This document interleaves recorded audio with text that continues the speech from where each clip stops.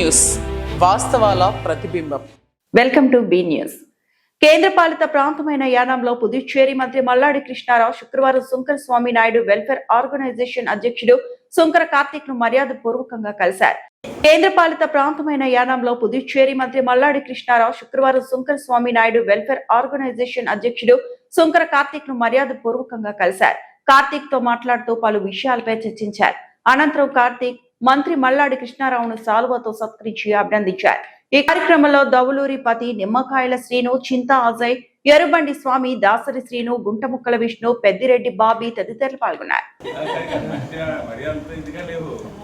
నేను ఊహించుకుని అలా కాదు, బాగా లొంగిపోయి ఉంటామని అనుకున్నాను నేను.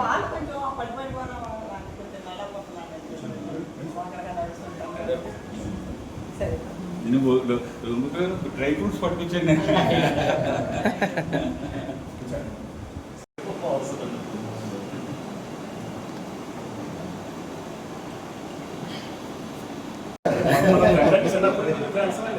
అది తిట్టినా ఏమన్నా సాయంత్రం చెప్తే మళ్ళీ పొద్దున కలిసి మామూలు అండి చెప్తే తెచ్చిపడతాను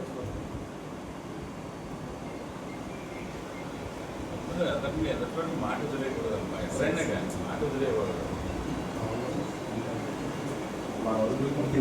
కాకినాడ జిల్లా తాళ్లరేవు మండలం సుంకరపాలెం గ్రామ పంచాయతీ సర్పంచ్ కు పదవీకాలం ముగియడంతో సర్పంచ్ స్థానంలో ప్రత్యేక అధికారిగా మండల డిప్యూటీ ఎంపీడీఓ బీజేవీ రమణ. కాకినాడ జిల్లా తాళ్లరేవు మండలం సుంకరపాలెం గ్రామ పంచాయతీ సర్పంచ్ కు పదవీకాలం ముగియడంతో సర్పంచ్ స్థానంలో ప్రత్యేక అధికారిగా మండల డిప్యూటీ ఎంపీడీఓ బీజేవీ రమణను నియమించారు.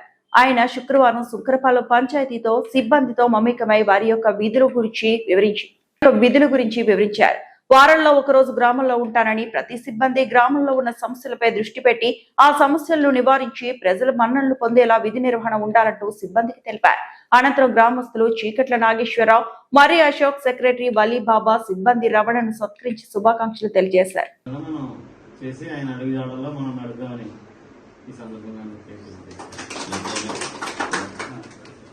నా పేరు బీజేవీ రమణ. నేను డిప్యూటీ ఎంపీడీఓ కింద తాళ్లరేవులో పనిచేస్తున్నాను. అంటే నాకు ఈ ఊరితో పాటు వారంగి, పటవల, రాజపేట మూడింటితో పాటు అడిషనల్ గా మరి ఇక మన నాయకులు కూడా ఇక్కడ వేయించినట్టున్నారు. నాకు నిర్ణయం తెలిసిన విషయం. అందులో భాగంగా ఈవేళ మనం జాయిన్ అవ్వడం జరిగింది. ముఖ్యంగా ఏంటంటే మనం జీతం తీసుకుంటున్నాం. జీతం తీసుకున్నందుకు మన పని మనం 100% చేయాలి. మన పని మనకు ఒకటి చెప్పకూడదు. నా పని ఏం చేయాలి, ఎవరి పని అని చేసుకుంటూ వెళ్ళాలి. అదేనా ఇప్పుడు కూడా ఎవరు ప్రజలంటే మనకి జీతం ఇచ్చి పెంచేవాళ్ళు.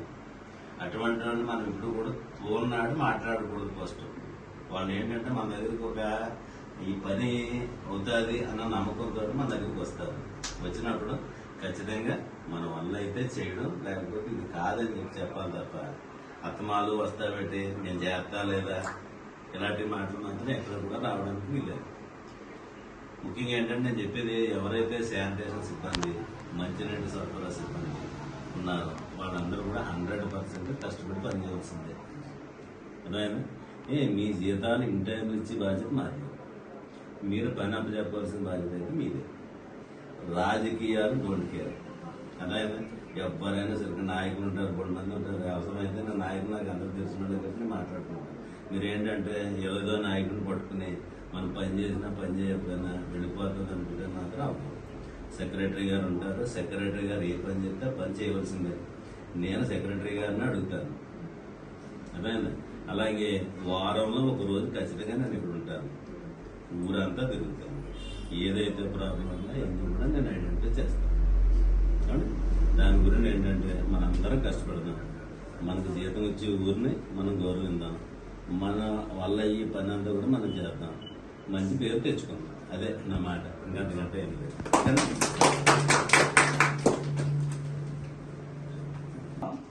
మరి ఇక్కడ ఈ పంచాయతీలో పనిచేసినటువంటి కొత్త వచ్చినటువంటి స్టాఫ్ కానీ, అలాగే సచివాలయ సిబ్బంది కానీ, కొత్త వచ్చిన అధికారులు కానీ కొంతమందికి తెలియకపోవచ్చని ఉద్దేశంతో చెప్పడం జరుగుతుంది.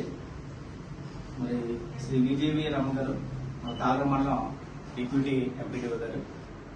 ఈయన మన మండలంలో గతంలో సుంకరపాలెంలో పనిచేశారు గ్రామ కార్యదర్శిగా. అలాగే తాళ్లరేవులో కూడా పనిచేశారు, గాడిమగలో కూడా పనిచేశారు. అంటే ఈయన వర్క్ ఎలా ఉంటుందంటే అది మాటలతో చెప్పలేంది. ఇక మాటలకి అలా ఊహించలేం.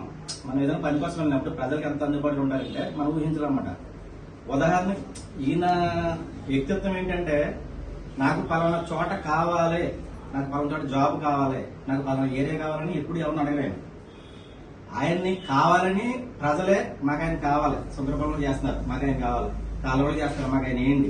అలా ఇప్పుడు కూడా మనం ఆయన రిక్వెస్ట్ చేయించుకున్నాం. మనం ఇప్పుడు కూడా ఎమ్మెల్యే గారిని, సెక్రటరీ గారు చెప్పారు, డిప్యూటీ ఎంపీటీఓ గారు ఉన్నారు, మన రమణ గారు ఉన్నారు కదా, అవునండి రమణ గారు అయితే ఎక్సలెంట్ ఉంటుందని చెప్తే అప్పుడు ఎమ్మెల్యే గారితో మాట్లాడి మనం సెక్రటరీ గారిని ఇక్కడ మనం రప్పించుకోవడం జరిగింది తప్ప ఆయన ఎక్కడ ఏదో కోరుకోరు.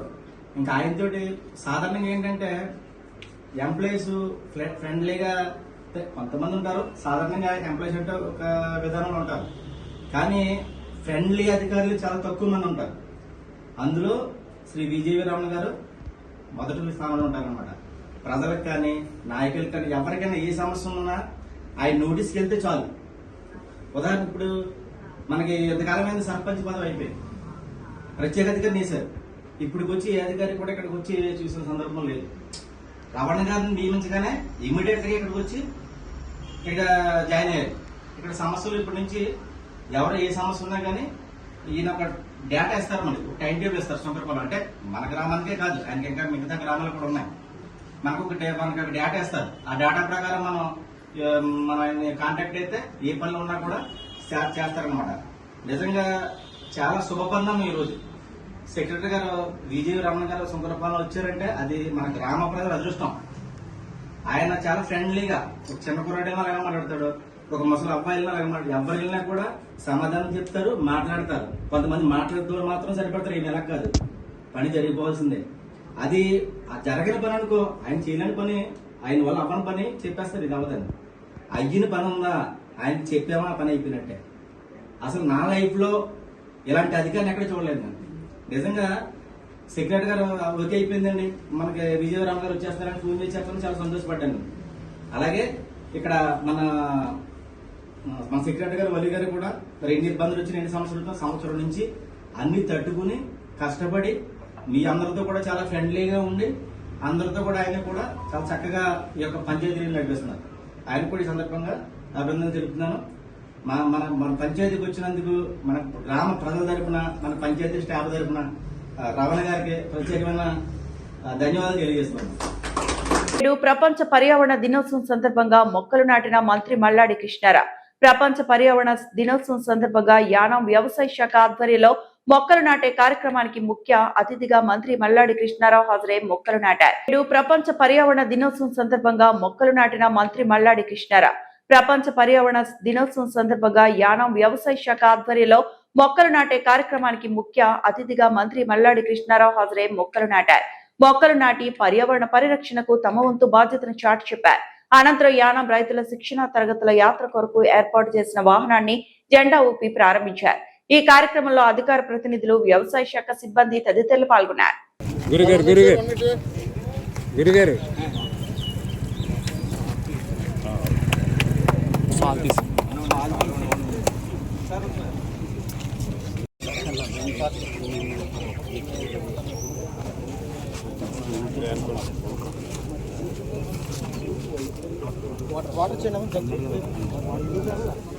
సార్ కొంచెం అలా దగ్గర కొంచెం ఎలా ఉన్నాను, ఇంకా దగ్గర ఉన్నాను.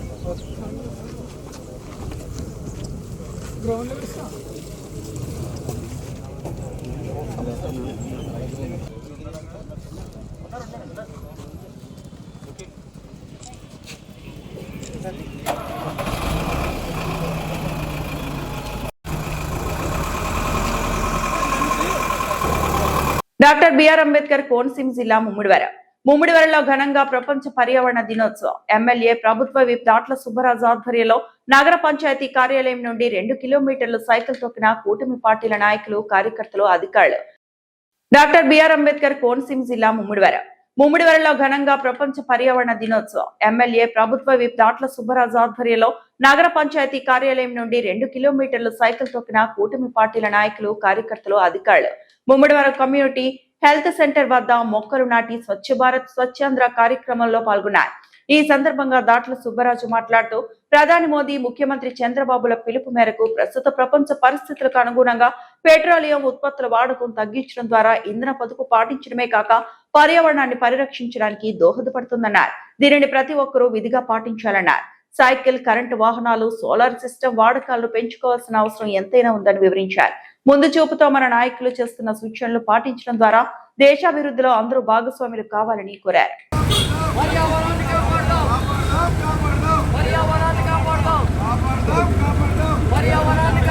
చాలా తీసుకుని ఫోటోలు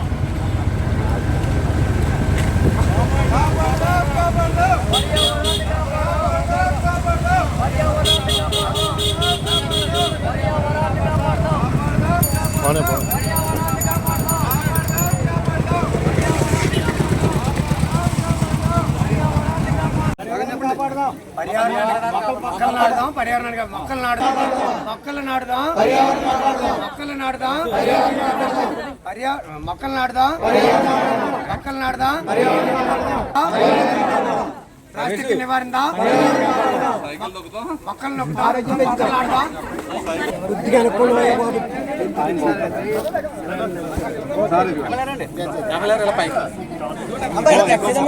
సార్ ఎలా చూడండి సార్, ఒకసారి సార్ ఎలా చూడండి.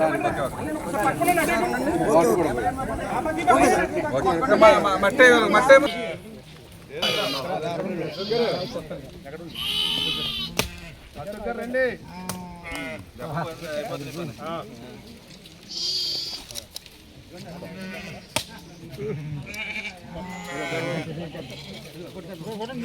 మీరు కొడుతూనే కొట్టినట్టు మీరు కొట్టండి పర్లేదు, మీరు కొట్టండి సార్, మీరు కొట్టండి సార్, మీరు కొడుతూనే కొట్టినట్టు.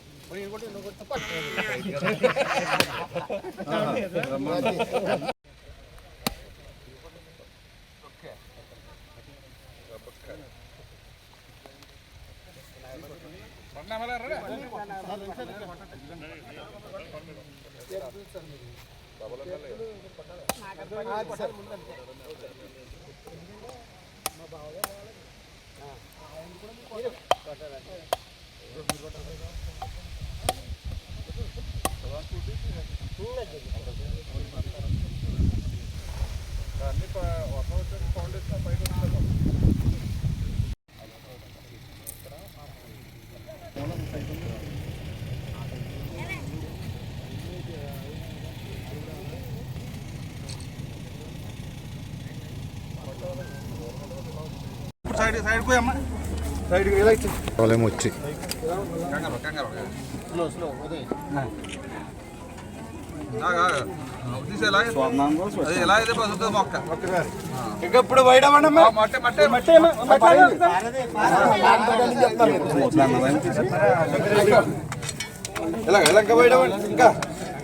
అసలు శిశులైన రైతు మా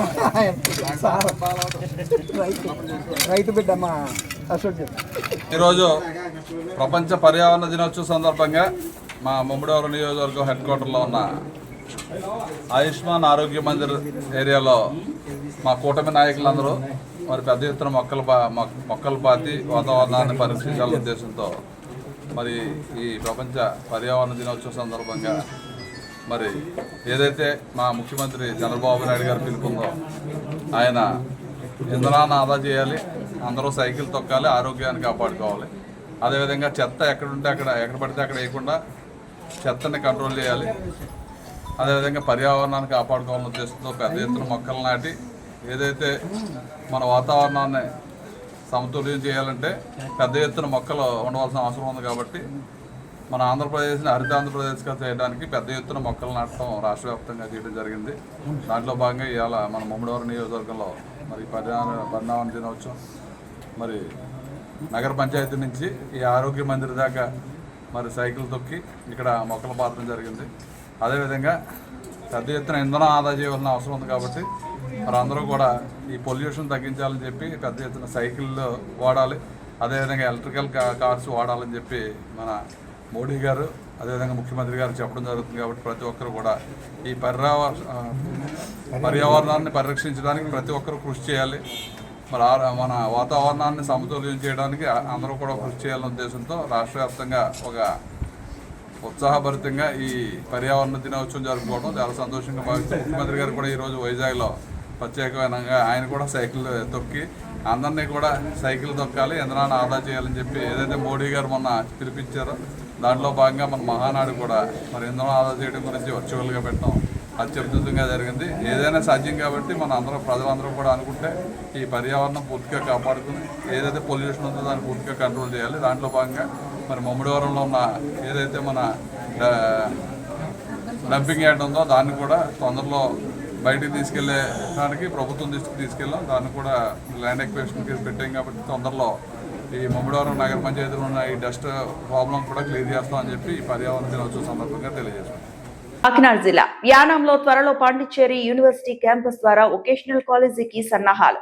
యానంలో నిరుద్యోగ యువతకు శిక్షణ ద్వారా ఉపాధి కల్పించాలనే లక్ష్యంతో మంత్రి మల్లాడి అధికారులను పరుగులు పెట్టిస్తున్నారు. కాకినాడ జిల్లా యానంలో త్వరలో పాండిచ్చేరి యూనివర్సిటీ క్యాంపస్ ద్వారా వొకేషనల్ కాలేజీకి సన్నాహాలు. యానంలో నిరుద్యోగ యువతకు శిక్షణ ద్వారా ఉపాధి కల్పించాలనే లక్ష్యంతో మంత్రి మల్లాడి అధికారులను పరుగులు పెట్టిస్తున్నారు. శుక్రవారం మంత్రి మల్లాడితో పాటు Puducherry university vice chancellor Prakash Babu, పరిపాలనాధికారి శివరాజ్ మీనా వొకేషనల్ కాలేజీ నిర్వహణకు జ్యోతిరావు పూలే బీసీ హాస్టల్ పరిశీలించారు. అవసరమైన మార్పులు చేర్పులు చేయాలని ప్రజా పనుల శాఖ అధికారులకు ఆదేశించారు మంత్రి మల్లాడి.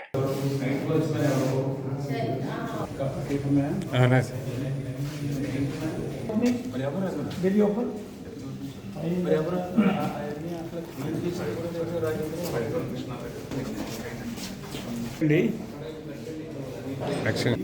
బ్యాక్ సైడ్ ఆ బిల్డింగ్ కూడా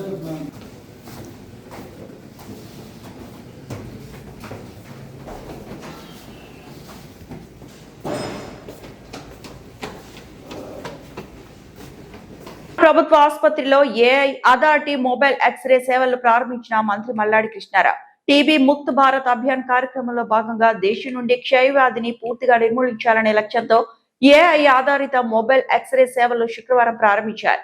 మంత్రి మాట్లాడుతూ యానం ప్రాంతంలో ప్రతిరోజు ఈ మొబైల్ ఎక్స్రే కిట్ వివిధ ప్రాంతాలకు తీసుకుని వెళ్లి టీబీ వ్యాధి నిర్ధారణ పరీక్షలు నిర్వహిస్తుందని తెలిపారు. ఆధునిక ఏఐ సాంకేతిక పరిజ్ఞానంతో కూడిన ఈ సేవల ద్వారా టీబీని ప్రారంభ దశలోనే గుర్తించి బాధితుల తక్షణ వైద్య సేవలు అందించేందుకు అవకాశం కలుగుతుందన్నారు. యానం ప్రభుత్వ ఆసుపత్రి పనితీరు మారాలని అధికారుల నుండి కింది స్థాయి ఉద్యోగులను హెచ్చరించారు. ప్రభుత్వ ఆసుపత్రిలో ఏఐ అథారిటీ మొబైల్ ఎక్స్రే సేవలు ప్రారంభించిన మంత్రి మల్లాడి కృష్ణారావు. టీబీ ముక్త్ భారత్ అభియాన్ కార్యక్రమంలో భాగంగా దేశం నుండి క్షయవ్యాధిని పూర్తిగా నిర్మూలించాలనే లక్ష్యంతో ఏఐ ఆధారిత మొబైల్ ఎక్స్రే సేవలు శుక్రవారం ప్రారంభించారు. మంత్రి మాట్లాడుతూ యానం ప్రాంతంలో ప్రతిరోజు ఈ మొబైల్ ఎక్స్రే కిట్ వివిధ ప్రాంతాలకు తీసుకుని వెళ్లి టీబీ వ్యాధి నిర్ధారణ పరీక్షలు నిర్వహిస్తుందని తెలిపారు.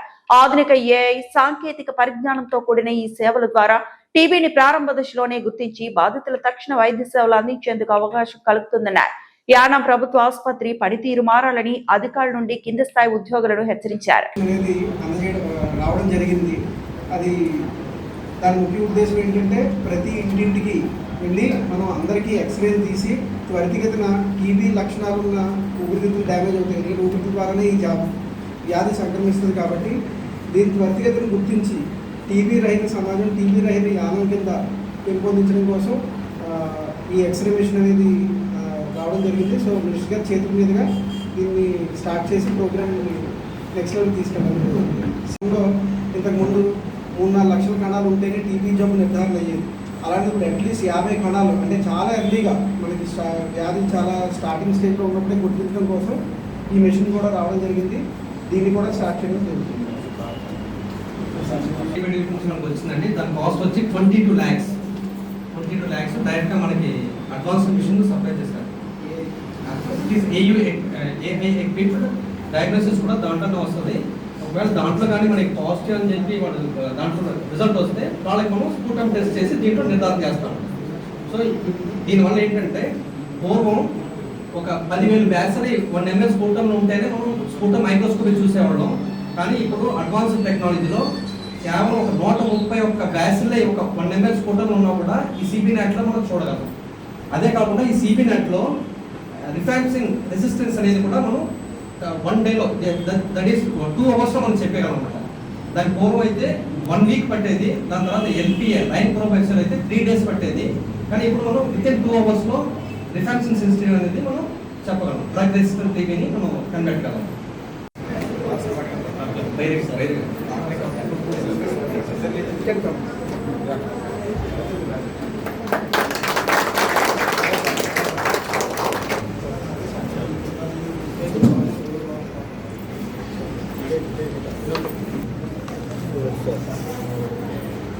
has to be connected to the computer, sir. Immediately it will go. DD, sir. Okay, thanks. Thank you, sir.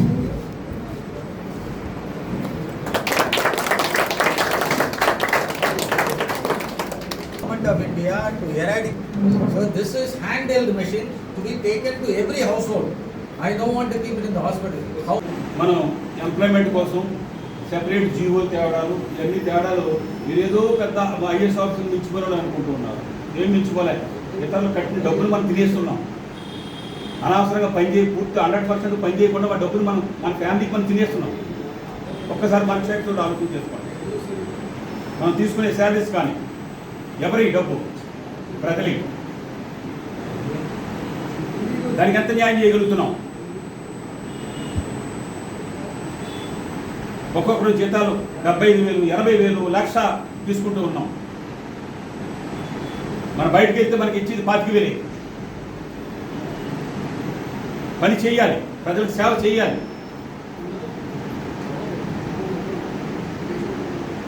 ఇక్కడ ఫైల్ నుంచి ఇక్కడ పట్టుకెళ్తే మన జీతం 40,000, బయటకు వెళ్తే 4,000 ఇవ్వరు మనకి. ఏదో మనం ఈ గవర్నమెంట్ జాబ్ని మనం డబ్బులు తీసుకోవడానికి రుణపడిపోయి ఉన్నట్టు. రుణపడిపోలేవు. నీ చదువుకి ఎవరికి? నీ కుటుంబానికి. నువ్వు పట్టుకెళ్ళే డబ్బులు ఎవరికి? నీ కుటుంబానికి. ప్రజలకు ఇచ్చేది ఏం కాదు. సొమ్ము పబ్లిక్ మనీ, ప్రజల సొమ్ము. అది గుర్తుపెట్టుకోండి. ఈ వార్తలు ఇంతటితో సమాప్తం.